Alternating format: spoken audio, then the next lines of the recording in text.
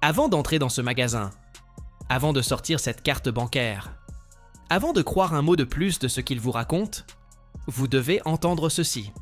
Parce qu'en ce moment même, en 2026, l'industrie de la télévision orchestre l'une des plus grandes tromperies de l'histoire de l'électronique grand public. Et vous? Vous êtes la cible. Ils comptent sur votre confusion. Ils misent sur votre confiance. Et ils ont perfectionné l'art de faire paraître brillantes des télévisions médiocres. Ceci n'est pas un test. C'est un avertissement. Chaque année, les maisons deviennent plus intelligentes. Mais les décisions, elles deviennent plus difficiles. Une nouvelle gamme sort. Une nouvelle vague de promesses. Plus lumineux, plus fin, plus rapide. Des mots conçus pour éblouir. Des chiffres fabriqués pour impressionner. Et quelque part entre les brochures glacées et les sols étincelants des showrooms, la vérité est enterrée, silencieusement, délibérément, parce que cette industrie a compris quelque chose depuis longtemps. La confusion est une monnaie d'échange.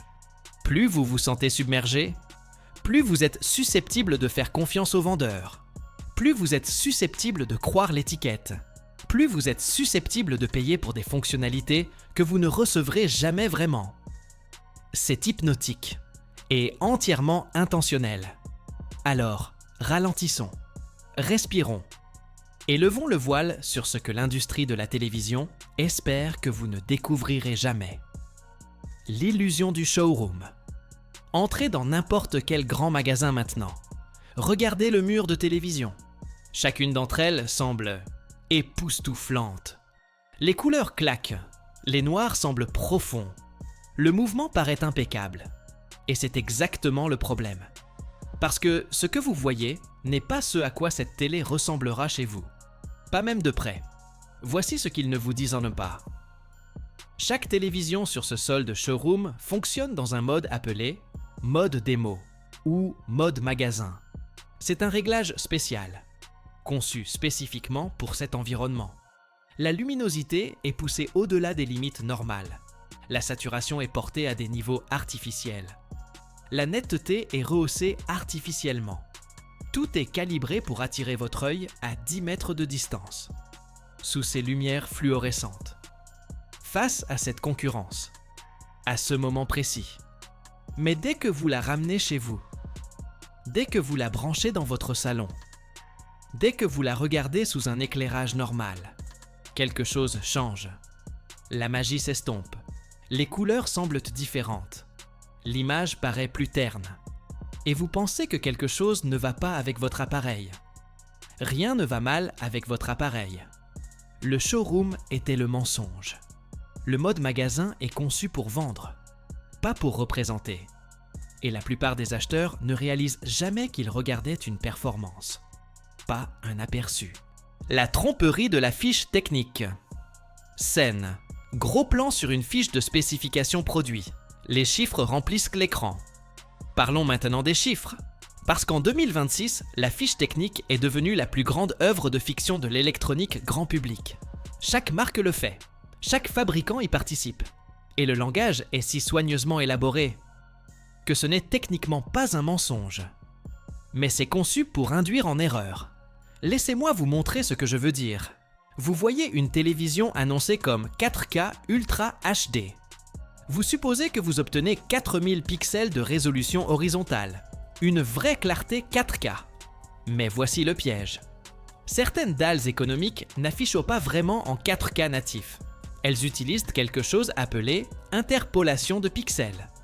Une astuce où le processeur devine à quoi l'image devrait ressembler et remplit les lacunes artificiellement. Le résultat ? Une image plus douce, moins de détails, aucune de la netteté pour laquelle vous avez payé. Mais ils peuvent toujours légalement l'appeler 4K. Parce que techniquement, la dalle a le nombre de pixels, même si elle ne peut pas vraiment les afficher. Et ce n'est que le début. Le scandale du taux de rafraîchissement. Parlons des taux de rafraîchissement. C'est là que l'industrie devient vraiment créative. Vous voyez une télévision annoncée avec taux de mouvement 280 Hz, ou amélioration du mouvement 480, ou indice de mouvement clair 960. Les chiffres sont massifs, impressionnants, presque futuristes. Mais voici ce qu'ils cachent. Ces chiffres n'ont presque rien à voir avec le taux de rafraîchissement réel de la dalle. Une télévision, taux de mouvement 240 Hz, a souvent un taux de rafraîchissement natif de seulement 60 Hz, parfois 120 Hz si vous avez de la chance. Le reste est du traitement logiciel, de l'interpolation d'images, de l'insertion d'images noires, des astuces numériques qui simulent la fluidité, mais ne peuvent pas réellement reproduire de vraies performances haute fréquence. Pour le sport, vous verrez toujours du flou de mouvement. Pour le gaming, vous n'aurez pas la réactivité dont vous avez besoin. Pour du contenu rapide, l'image saccadera, tremblera, décevra. Mais sur le papier, ça a l'air incroyable. Et c'est le but. Ils ne vous vendent pas un taux de rafraîchissement. Ils vous vendent un ressenti. Un chiffre assez grand pour vous empêcher de poser des questions. Assez grand pour vous faire confiance à l'étiquette. Assez grand pour conclure la vente. La conspiration HDR, High Dynamic Range, haute plage dynamique. C'est censé être l'avenir de la qualité d'image. Des hautes lumières plus brillantes, des ombres plus profondes, une gamme de couleurs plus étendue. La promesse d'image de niveau cinéma dans votre salon. Et en 2026, presque chaque télévision prétend le supporter. HDR10, HDR10+, Dolby Vision, HLG. Les logos sont partout. Mais voici ce qu'ils ne vous disent pas. Supporter le HDR et réellement afficher le HDR sont deux choses complètement différentes. Le vrai HDR nécessite de la luminosité. Au minimum, une dalle doit atteindre environ 600 nits de luminance de pointe pour offrir une expérience HDR significative. Idéalement, 1000 nits ou plus. Mais beaucoup de télévisions entrée et milieu de gamme en 2026 annoncent le support HDR, tout en atteignant que 250 à 350 nits. Le résultat, quand vous lisez du contenu HDR, la télé ne peut pas réellement restituer les hautes lumières. Les zones lumineuses saturent, les détails disparaissent, les ombres s'écrasent ensemble, et l'image est pire qu'en plage dynamique standard. Pas meilleure, pire. Parce que la télé essaie d'afficher quelque chose qu'elle ne peut physiquement pas atteindre. Et aucun logiciel, aucun traitement, ne peut créer de la lumière qui n'existe pas. Mais l'étiquette dit HDR, et ça suffit pour que la plupart des acheteurs y croient. Le mythe de la luminosité. Puisqu'on parle de luminosité, abordons une autre astuce. Luminosité de pointe versus luminosité soutenue. Les fabricants adorent vanter la luminosité de pointe. Ce moment où une infime partie de l'écran, dans une scène spécifique, pendant une fraction de seconde, atteint sa luminance maximale. Mais la luminosité de pointe n'est pas ce que vous expérimentez. Vous expérimentez la luminosité soutenue, la luminance moyenne sur toute la dalle, dans le temps, pendant du vrai contenu. Et voici l'écart qui devrait vous inquiéter. Une télévision annoncée avec 1500 nits de luminosité de pointe pourrait ne soutenir que 400 nits sur une image lumineuse en plein écran. Parce que l'alimentation ne peut pas maintenir cette puissance. Parce que la dalle surchaufferait. Parce que la vraie luminosité soutenue coûte cher à concevoir. Alors, ils vous donnent un chiffre qui semble impressionnant et cache la réalité qui compte. Ce salon où vous regardez, il a probablement des fenêtres, de la lumière ambiante, peut-être une lampe dans le coin. Et dans ces conditions, la luminosité soutenue est tout. La luminosité de pointe est un fantasme marketing, la loterie des dalles. Voici quelque chose que l'industrie ne veut absolument pas que vous sachiez. Ça s'appelle la loterie des dalles. Et en 2026, c'est pire que jamais. Quand vous achetez une télévision, vous pourriez ne pas avoir la même dalle que le testeur qui l'a recommandée. Vous pourriez ne pas avoir la même dalle que votre voisin qui a acheté le même modèle. Vous pourriez même ne pas avoir la même qualité de dalle que l'unité d'exposition en magasin. Parce que les fabricants s'approvisionnent en dalles auprès de plusieurs fournisseurs. Parfois au sein du même cycle de production. Un lot pourrait utiliser une dalle AUO. Un autre pourrait utiliser une dalle BOE. Même numéro de modèle, même boîte. Performances différentes, niveau de noir différent, uniformité différente, temps de réponse différent. Et vous n'avez aucun moyen de savoir ce que vous recevrez. Jusqu'à ce que vous l'ouvriez, l'allumiez et espériez. Certains acheteurs ont de la chance, d'autres remarquent des bandes, un rétroéclairage inégal, des variations de couleurs sur l'écran. Et quand ils se plaignent, on leur dit que c'est dans les tolérances acceptables. Parce que la tolérance pour la variance est fixée par le fabricant, pas par vous, pas par la qualité, par le coût. Le mensonge du local dimming. Parlons du local dimming. Cette fonctionnalité est censée améliorer le contraste. En assombrissant des parties de l'écran indépendamment, la télé peut créer des noirs plus profonds, plus de punch, plus de profondeur. Et en 2026, vous verrez des télévisions annoncer Full Array Local Dimming ou FOLD. Ça semble impressionnant. Mais voici ce qui compte, le nombre de zones. Un vrai système de local dimming haut de gamme peut avoir 500 zones, 1000 zones, parfois plus. Chaque zone peut être contrôlée précisément. Minimum de blooming, noir précis, contraste impressionnant. Mais les télévisions entrée et milieu de gamme, elles peuvent annoncer le local dimming, avec seulement 12 zones, ou 24, ou 48. À ce niveau, les zones sont trop grandes. Le contrôle est trop imprécis.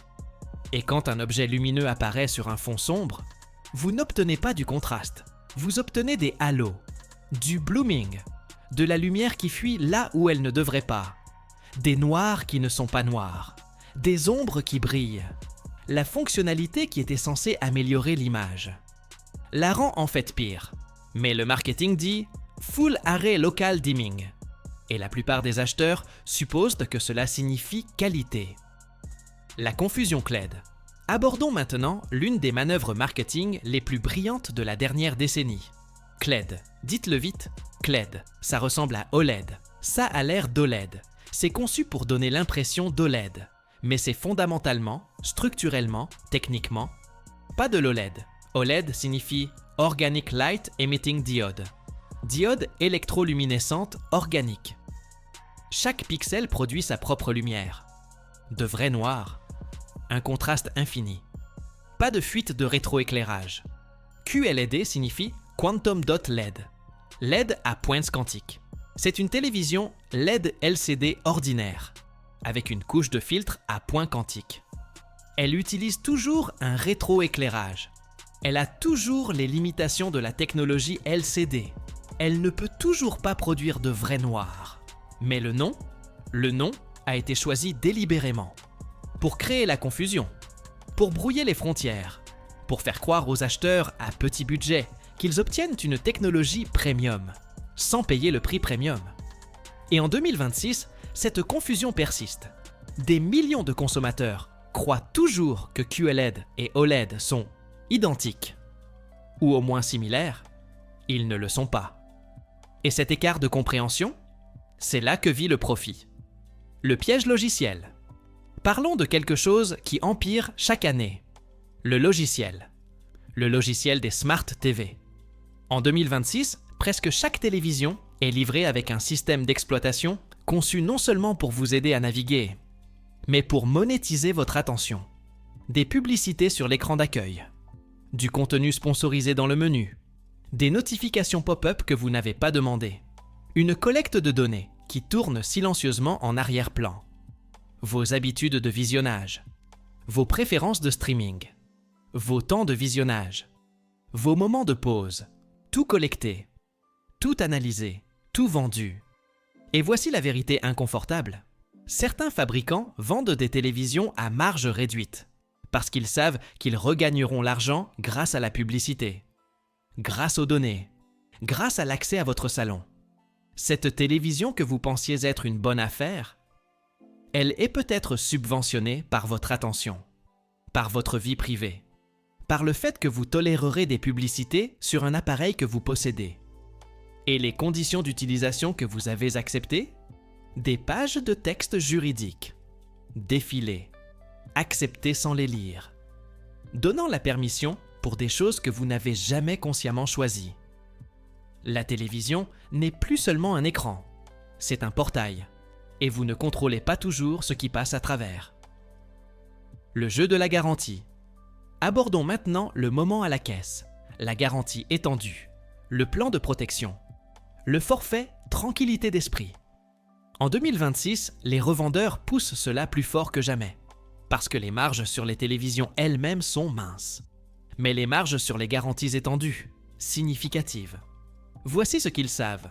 La plupart des appareils électroniques qui tombent en panne pendant la période de garantie du fabricant, généralement la première année. Si une dalle a un défaut, il se manifeste généralement tôt. Si l'alimentation a un problème, il apparaît habituellement dans les premiers mois. La garantie étendue couvre les années 2 à 5, quand les taux de panne sont statistiquement les plus bas. Et même si quelque chose tombe en panne, les petites lignes incluent souvent des exclusions, des franchises, des limitations qui n'ont pas été clairement expliquées au comptoir. Le vendeur vous a dit que ça couvre tout. Le contrat raconte une autre histoire. Et voici les données. Les études suggèrent que seul un petit pourcentage des acheteurs de garantie étendue déposent jamais une réclamation. Et un pourcentage encore plus petit voit cette réclamation approuvée sans tracas. Mais la peur de se retrouver avec une télévision cassée, cette peur est puissante et profitable. La tromperie sonore. Parlons du son. Parce qu'en 2026, les télévisions sont plus fines que jamais, plus élégantes, plus raffinées, et physiquement incapables de produire un son de qualité. Les haut-parleurs sont minuscules, orientés vers le bas ou sur les côtés, vibrants contre le support, en compétition avec la pièce, perdant. Mais les fabricants ne veulent pas que vous pensiez à ça. Ils veulent que vous vous concentriez sur l'image, sur le design, sur la finesse du profil. Le son est une réflexion après coup. Et l'hypothèse est simple. Vous achèterez une barre de son, peut-être de la même marque, peut-être en pack à la caisse, peut-être à un coût supplémentaire qui n'était pas dans votre budget initial. Et c'est là que ça devient intéressant. Certains revendeurs associent stratégiquement des télévisions milieu de gamme avec des barres de son de basse qualité. Le pack ressemble à une bonne affaire. Économisez en achetant ensemble. Mais la barre de son dans ce pack? Souvent entrée de gamme. Réponse en fréquence limitée. Pas de vraie basse. Pas d'audio spatial. Juste assez pour sembler être une amélioration. Sans en être vraiment une. La télévision qui ne pouvait pas produire un bon son est maintenant livrée avec des enceintes qui ne le peuvent pas non plus. Mais vous avez dépensé plus d'argent et vous avez l'impression d'avoir résolu le problème. Le mensonge du gaming. Pour les gamers, 2026 a apporté de nouvelles promesses. HDMI 2.1, taux de rafraîchissement variable, mode faible latence automatique, support gaming 120 Hz. Ces fonctionnalités sont apparues sur les fiches techniques partout. Mais voici ce qui n'a pas été clairement communiqué. Beaucoup de télévisions qui annoncent le support gaming 120 Hz ne peuvent l'atteindre qu'à résolution réduite. Vous voulez du 4K à 120 images par seconde? Certaines dalles ne peuvent pas vraiment le faire. Elles descendent en 1080p ou 1440p ou introduisent des artefacts de compression. Et le taux de rafraîchissement variable? La fonctionnalité conçue pour éliminer le déchirement d'écran.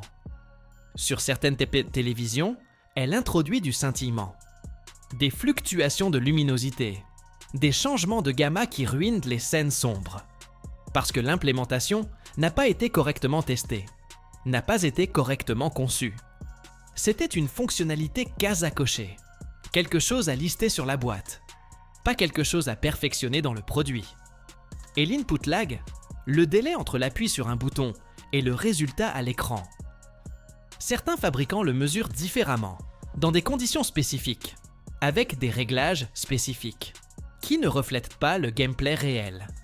Une télé annoncée avec faible input lag pourrait sembler lente, en retard, frustrante, et vous blâmerez le jeu, ou la manette, ou vos propres réflexes. Alors qu'en réalité, c'était la dalle depuis le début. Le vrai moment. Mais faisons une pause ici. Éloignons-nous des spécifications, des scandales, des avertissements Et rappelons-nous pourquoi tout cela compte. Parce qu'au bout du compte, une télévision n'est pas une question de technologie. C'est une question de moment. C'est ce dimanche matin. Le café encore chaud. La maison silencieuse, sauf pour les dessins animés. Votre fille qui rit de quelque chose à l'écran. Un chien étalé sur le tapis. Un jouet de bébé roulé sous le meuble TV en pleine scène. Personne ne le remarque. Personne ne s'en soucie. Juste la présence. C'est les vendredis soirs. La semaine enfin derrière vous. Les lumières tamisées. Un film que vous vouliez voir depuis longtemps. Quelqu'un à côté de vous partageant l'expérience. L'histoire se dévoilant dans la lueur de la dalle. C'est ce mardi quelconque. Quand vous avez trouvé quelque chose d'incroyablement beau. Un documentaire qui vous a ému. Un film de concert qui vous a transporté. Un moment calme qui semblait plus grand que la pièce. Ce sont les moments qu'une télévision est censée servir. Pas compliqué, pas frustré. Servir. Et quand l'industrie priorise la tromperie sur l'expérience, quand elle optimise pour la confusion plutôt que la clarté, elle ne prend pas seulement votre argent, elle vole vos moments, ceux que vous ne pouvez pas récupérer. Le contraste, soyons clairs, tout n'est pas cassé dans cette industrie. Chaque télévision n'est pas une arnaque. Il y a des dalles qui délivrent exactement ce qu'elles promettent, des marques qui priorisent la qualité, des ingénieurs qui se soucient de l'expérience finale. La technologie OLED a vraiment mûri. Le mini LED offre de vraies améliorations de contraste. Certaines implémentations de points quantiques améliorent réellement le volume colorimétrique. Les moniteurs gaming haut de gamme se sont traduits en meilleure fonctionnalité TV. Le progrès est réel. L'innovation continue, mais elle coexiste avec la manipulation. Et le défi pour vous, l'acheteur, c'est d'apprendre à séparer les deux. Cela signifie ignorer les plus gros chiffres, questionner les affirmations les plus bruyantes, regarder au-delà de l'éblouissement du showroom et se concentrer sur ce qui compte vraiment. À quoi cela ressemblera-t-il dans ma pièce? Avec mon éclairage? Pour mon contenu? Après des années d'utilisation quotidienne? Ces questions n'ont pas de réponse tape à l'œil, mais ce sont les seules qui valent la peine d'être posées. La vérité. Voici la vérité que personne dans l'industrie ne veut dire. La meilleure télévision pour vous n'est peut-être pas celle avec les spécifications les plus élevées, n'est peut-être pas celle avec le plus de fonctionnalités, n'est peut-être pas le modèle le plus récent, ou le plus grand nom. La meilleure télévision est celle qui disparaît, celle à laquelle vous arrêtez de penser, celle qui laisse le contenu respirer, laisse le moment exister, sans attirer l'attention sur elle-même, sans vous rappeler qu'elle est là. Cette télévision pourrait être milieu de gamme. Elle pourrait être d'une marque que vous n'avez jamais considérée. Elle pourrait être le modèle de l'année dernière. Encore sur les étagères. En promotion parce que quelque chose de plus récent est arrivé. Mais toujours capable. Toujours belle. Toujours exactement ce dont vous avez besoin. L'industrie veut que vous poursuiviez les chiffres, les mises à niveau, les sorties annuelles. Parce que cette course génère du revenu. Mais votre salon n'a pas besoin de revenus. Il a besoin d'une image que vous appréciez, d'un son que vous pouvez entendre, d'un appareil auquel vous pouvez faire confiance. C'est tout. Tout le reste n'est que bruit. L'avertissement. Alors, avant d'acheter en 2026, sachez ceci. Cette télévision sur le sol du showroom ne vous montre pas la réalité. Cette fiche technique parle un langage conçu pour impressionner, pas pour informer. Ce chiffre de taux de rafraîchissement ne signifie probablement pas ce que vous pensez. Ce badge HDR pourrait être décoratif. Ce local dimming pourrait créer plus de problèmes qu'il n'en résout. Le QLED n'est pas de l'OLED. Cette Smart TV vous regarde en retour. Cette garantie étendue est un pari calculé contre votre meilleur intérêt. Ce pack barre de son ne sonne peut-être pas vraiment mieux. Ce mode gaming ne game peut-être pas vraiment mieux. Et ce vendeur, il est évalué sur ce qu'il déplace, pas sur votre satisfaction 6 mois plus tard. Ce n'est pas du cynisme, c'est de la clarté, armée de cette connaissance. vous pouvez toujours trouver quelque chose de merveilleux, quelque chose qui sert votre foyer, votre famille, vos moments. Mais vous devez regarder au-delà de la performance et exiger la vérité. Conclusion. Voici ce que j'ai appris après des années à observer cette industrie. Les plus beaux moments télévisuels que j'ai jamais vus n'avaient rien à voir avec les nids, ou les zones, ou la puissance de traitement. Ils avaient tout à voir avec qui était dans la pièce et ce qui était partagé. Un père regardant un film que son propre père aimait. Une grand-mère voyant son petit enfant en appel vidéo. Un couple redécouvrant un film vu lors de leur premier rendez-vous. Un enfant découvrant l'émerveillement pour la première fois. La technologie était là, faisant son travail. Mais elle n'était pas le sujet. C'était le cadre autour du moment, pas le moment lui-même. Et quand je pense à ce qu'une télévision devrait être, c'est à cela que je reviens. Un cadre, une fenêtre, un facilitateur silencieux de connexion. Pas un symbole de statut, pas une source de confusion, pas une transaction enveloppée de manipulation. Juste une fenêtre sur les histoires, sur les souvenirs, sur les uns les autres. L'industrie a oublié ça. Mais vous n'êtes pas obligé. Le mot de la fin. Les télévisions qui arrivent en temps. 2026. Certaines seront brillantes. Certaines seront trompeuses. Certaines seront les deux. Votre travail n'est pas de devenir un expert. C'est de devenir sceptique. Sceptique de manière réfléchie. Face aux affirmations. Face aux chiffres. Face à la pression. Parce qu'une fois que vous arrêtez de faire confiance à la performance, vous commencez à voir le produit. Et une fois que vous voyez le produit clairement, vous choisissez mieux. Pour vous-même, pour votre foyer, pour les moments qui comptent vraiment. Il n'a jamais été question de pixels. Il a toujours été question de présence. Appel à l'action. Ils veulent que vous soyez submergé. Ils veulent que vous fassiez confiance à l'étiquette. Ils veulent que vous achetiez le plus gros chiffre. Le nom le plus tape à l'œil, la promesse la plus forte. Mais vous voulez quelque chose de différent.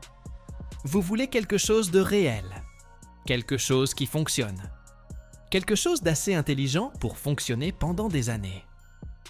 Avant de partir, appuyez sur le bouton s'abonner. Nous ne faisons pas que tester, nous exposons. De l'engouement aux échecs cachés, aux astuces que les marques espèrent que vous ne questionnerez jamais. Mettez un like, appuyez sur s'abonner et rejoignez des milliers d'acheteurs avisés qui savent déjà. Dépenser intelligemment commence par poser des questions plus intelligentes. Et en 2026, ces questions comptent plus que jamais. Je vous retrouve dans la prochaine vidéo.